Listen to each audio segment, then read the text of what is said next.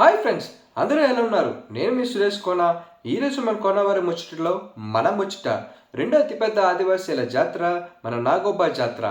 నాగోబా జాతర గురించి నాకు తెలిసిన కొన్ని విషయాలు మీతో పంచుకుందామని మీ ముందుకు వచ్చేసాను. ముందుగా ఈ యొక్క వీడియోలోకి వెళ్ళే ముందు దయచేసి నా వీడియోని లైక్ చేసి షేర్ చేసి మీ విలువైన ఫీడ్బ్యాక్ని కామెంట్ రూపంలో పెడతారని, అలాగే నా ఛానల్ని సబ్స్క్రైబ్ చేసుకుంటారని నా మనవి. నాగోబా జాతర ఇది రెండో అతిపెద్ద గిరిజనుల జాతర. ఈ జాతరలో ఒక సర్పజాతిని దైవంగా పూజించడం ఈ జాతర యొక్క ప్రత్యేకత. ఈ అమావాస్య నాడు ఆ ఆరాధ్య దైవమైన నాగోబా పొరివిప్పి నాశమాడుతాడని ఆ గిరిజనుల నమ్మకం.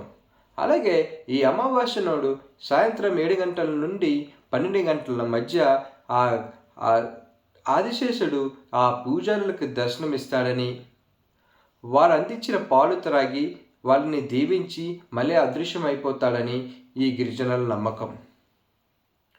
ఇంకా ఈ యొక్క నాగోబా దేవాలయం మన తెలంగాణ రాష్ట్రంలో గల ఆదిలాబాద్ జిల్లాలోని ఇంద్రవెల్లి అనే మండలంలో గల కృష్ణాపూర్ అనే గ్రామంలో ఉన్నది. ఇంకా ఈ జాతర యొక్క విశేషాలు తెలుసుకుందాం అనుకుంటే, ఈ జాతరను మిశ్రం వంశీయులు ఎంతో భక్తి శ్రద్ధలతో చేస్తూ ఉంటారు. ఈ పుష్యమాసంలో వచ్చే పౌర్ణమికి ముందు రోజు ఈ మిశ్రం వంశీయులు అందరూ ఈ యొక్క నాగోబా దేవాలయంలోని కలశమును తీసుకొని గోదావరి నీటికై పయనం సాగిస్తారు. వారు ఎటువంటి చెప్పులను కూడా వేసుకోకుండా కొండ కోనలు అడవులంట వెళ్ళి ఆ గోదావరి నీటిని తీసుకొచ్చి ఈ నాగోబా దేవాలయం సమీపంలో గల మర్రి చెట్టు పైన ఉంచుతారు. ఇంకా ఈ యొక్క జాతరకి అంటే ఆ పుష్య అమావాస్యకి ముందు రోజు ఈ మిశ్రమ వంశీయుల పూర్వీకులకి అనే కర్మకాండలు చేస్తూ ఉంటారు. అలాగే మెయిన్ రోజైన పుష్య అమావాస్య నాడు ఈ మిశ్రమ వంశీయులు తెచ్చిన గోదావరి నీటితో ఆ నాగోబాకి అభిషేకించి, అలాగే ఆ దేవాలయాన్ని శుద్ధి చేసుకొని ఈ ముస్లిం వంశీయుల అందరూ ఆ నాగోబాని దర్శించి ప్రార్థిస్తారు. అలాగే ఈ జాతరలో రెండవ అద్భుతమైన విషయం ఏంటంటే, ఈ యొక్క మిశ్రమ వంశీయుల్లో కొత్త కోడల్ని నాగోబాకు పరిచయం చేస్తారు. ఈ కార్యక్రమాన్నే బేటియం అంటారు. ఈ మిశ్రమ వంశీయులు ఆ నాగోబాకి కొత్త కోడళ్ళు పరిచయం చేసిన తర్వాతే ఆ కోడళ్లకు దైవారాధన చేసే వీలుంటుంది.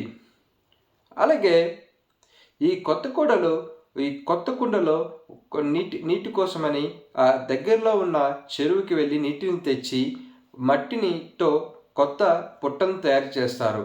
ఆ పుట్టలు ఎంత ఎదిగితే వారి కుటుంబాలు ఎంత ఎదుగుతాయని, వాళ్ళ ఆరోగ్యాలు కలిగి ఉంటారని ఈ మిశ్రమ వంశీయుల నమ్మకం. ఇంకా చివరి రోజు ఈ మిశ్రమ వంశీయులు ప్రజా దర్బార్ నిర్వహిస్తారు. అదే నాగోబా దర్బార్ అని కూడా అంటారు. ఈ యొక్క దర్బార్కి ఆ జిల్లా కలెక్టర్తో పాటు ఆ చుట్టుపక్కల ఉన్న అధికారులందరూ కూడా వస్తూ ఉంటారు. వచ్చి ఈ గిరిజనుల యొక్క సమస్యలు తెలుసుకొని, అలాగే గత సంవత్సరం చెప్పిన సమస్యలకి ఎంతవరకు నెరవేరాయని వీళ్ళు కనుక్కొని చెప్పి వెళ్తూ ఉంటారు. ఈ జాతరలో మరో విశేషం ఏంటంటే, ఈ మిశ్రమ వంశీయులు ఎంత వేల మంది వచ్చినా కూడా ఆ గుడి చుట్టూ ఏర్పాటు చేసిన 22 కట్టెల పొయ్యిల మీద మాత్రమే వండుకొని తింటూ ఉంటారు. ఇదండి ఈ జాతర యొక్క నాకు తెలిసిన విశేషాలు. ఇంకా ఈ నాగోబా యొక్క చరిత్ర గురించి చూసుకుంటే, ఈ చరిత్ర గురించి గొండు గిరిజనులు రకరకాలుగా చెప్పుకుంటుంటారు.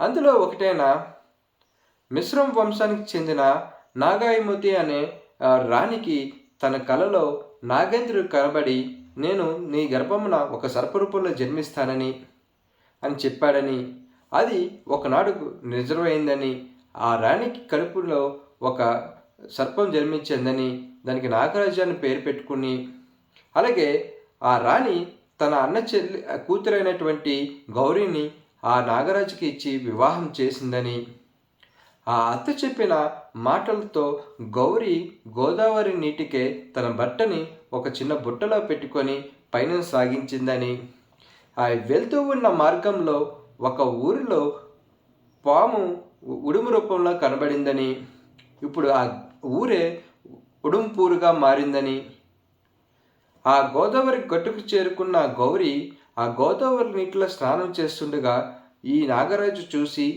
మనిషిలా మారాడని, మనిషిగా మారి గౌరీకి నీకు పేరు ప్రతిష్టలు కావాలా, సాంప్రదాయాలు కావాలా అని అడిగాడని, అయితే గౌరీ సాంప్రదాయాలను తక్కువ అంచనా చూసడంతో ఆ నాగరాజు తిరిగి సర్పరూపంలోకి మారి అక్కడి నుంచి వెళ్ళిపోయాడని, ఆ నాగరాజును వెతుక్కుంటూ గౌరి ఉడుంపూర్ వరకు వచ్చి వెతికినా కనబడకపోవడంతో ఆమె ఆ గోదావరి నీటిలోనే విలీనం అయిపోయిందని, ఈ నాగరాజే ఇప్పుడు నాగోబగా మారి ఈ ఈ నాగోబకు ఎప్పుడైనా నూతన వధువులు వచ్చినప్పుడు నాకు పరిచయం చేయాలని చెప్పి మిశ్రమ వంశీయులకు చెప్పి ఈ నాగేంద్రుడు ఈ కిష్లాపూర్ గుట్టలోకి వెళ్ళి అదృశ్యమైపోయాడని, ఇప్పుడు ఆ కిష్లాపూర్ గుట్టే కిష్లాపూర్ గ్రామంగా మారిందని, ఈ